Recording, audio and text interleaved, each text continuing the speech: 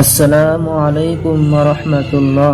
সুপ্রিয় হাফিজ ভয়েসের দর্শক মণ্ডলী, আজকে আপনাদের সামনে হৃদয়ের গভীর থেকে কিছু কথা শোনাতে চাই। এই কথা কোনো একবার শুনুন, শুনতে শুনতে কখন যে আপনার চোখের কোণে পানি চলে আসবে আপনি নিজেও বুঝতে পারবেন না। হায় আমার মরণ কত কাছে। আল্লাহ আমাদের প্রতি রহম করুন। আল্লাহ যেন আমাদেরকে গাফলত থেকে জেগে ওঠার তৌফিক দান করেন। সেদিনের পূর্বেই যেন আমাদের ঘুম ভাঙে, যেদিন আমার কোনো শুভাকাঙ্ক্ষী আমার ব্যাপারে বলবে, ভাইরা ওই লোকটি মৃত্যু সজ্জায়, তার জন্য দোয়া করুন। মৃত্যু সজ্জায় সাহিত্য ব্যক্তির কি সাধ্য আছে মালাকুল মওতের হাত থেকে বেঁচে আসে? মৃত্যু কি কোনো দাওয়া আছে? আজ পর্যন্ত কোনো ডাক্তার কবিরাজ কি পেরেছে মৃত্যুর থাবা থেকে কাউকে ফিরিয়ে আনতে পারে? আমার আপনার নিঃশ্বাস জারি আছে, দেহ মন সুস্থ আছে, তখন আমাদের কত বাহাদুরি। কিন্তু হঠাৎ একদিন এমন অবস্থা হবে যে আমার জবান বন্ধ হয়ে গেছে, আমার হাত পা অসাড় হয়ে গেছে, আপনজন পাশে বসে আছে কিন্তু হায় কথা বলার শক্তি নেই, স্ত্রী সন্তান পাশেই বসে কাঁদছে কিন্তু আমার সাধ্য নেই তাদের জড়িয়ে ধরে সান্ত্বনা দিই। মুহূর্তের মধ্যে আমার সব বাহাদুরি শেষ। যখন আমাদের এই অবস্থা আসবে, আমার কপালে মৃত্যুর ভয়ে ঘাম জমে যাবে, বুকের ভেতর থেকে গড়গড় শব্দ আসতে থাকবে, চোখের দৃষ্টি কমে যাবে, স্মৃতিশক্তি একদম কমে যাবে, স্বজনেরা কাঁদবে, আত্মীয় স্বজনের ভিড় লেগে যাবে, কাফনের কাপড়ও এসে যাবে। এরপর আমাদের ঠিকানা কবর। আমাকে রেখে আসবে একা, সে ঘরে আমি থাকবো আর থাকবে আমার কৃত আমল। হায় আমার বন্ধুরা, আমরা কি একবারও ভাবি যেদিন আমার জন্ম হয়েছিল সেদিন নিষ্পাপ হয়ে দুনিয়াতে আগমন করেছিলাম, আর আজ যখন এই কয়েক বছরের জীবনে সমাপ্তি টেনে চলে যাচ্ছি তখন আমি আমার সর্ব অঙ্গে পাপে জর্জরিত করে নিয়ে যাচ্ছি।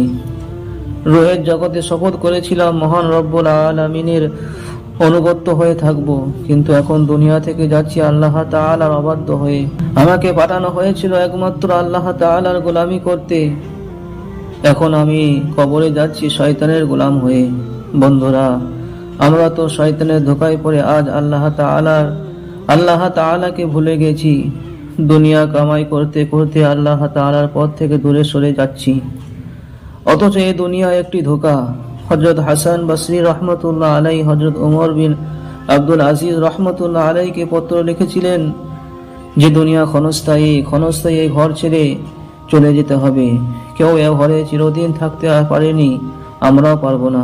হে আমিরুল মুমিনিন, দুনিয়াকে ভয় করুন, দুনিয়া থেকে দূরে থাকুন। দুনিয়াকে যে বর্জন করতে পারলো তার জন্য দুনিয়া কল্যাণকর। দুনিয়ার এই সম্পদের কি দাম আছে? এই সম্পদ তো আমার পরকালের অভাব দূর করতে পারবে না। পরকালের অভাবকে দূর করতে পারে একমাত্র নেক আমল। হে দুনিয়ার জন্য প্রতি মুহূর্ত কত যে আদম সন্তান জীবন বাজি রাখছে। যে দুনিয়াকে ইজ্জত দিবে দুনিয়া তাকে অপমান করবে, যে দুনিয়াকে জমা করবে দুনিয়া তাকে অভাবে ফেলবে। দুনিয়া হচ্ছে সর্বনাশা বিষ, যারা তার পরিচয় জানে না তারাই এই বিষ খেয়ে নিজেদের সর্বনাশ করেছে। অতএব দুনিয়াতে এভাবে থাকো যেভাবে কেউ তার জখমে ওষুধ ব্যবহার করে, রোগ বেড়ে যাওয়ার ভয়ে তিক্ত ওষুধ ব্যবহার করতে বাধ্য হয়। গাদ্দার ও ধোঁকাবাজ এই জগৎ থেকে দূরে থাকুন। অতএব হে আমিরুল মুমিনিন, এ দুনিয়া থেকে দূরে থাকুন, যত বেশি সম্ভব গোপনে ও সমাধানে থাকুন।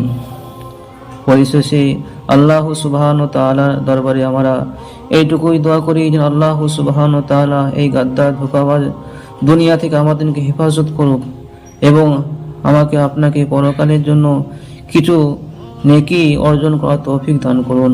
আমিন। ওয়া আখিরু দাওয়ানা আলহামদুলিল্লাহি রাব্বিল আলামিন।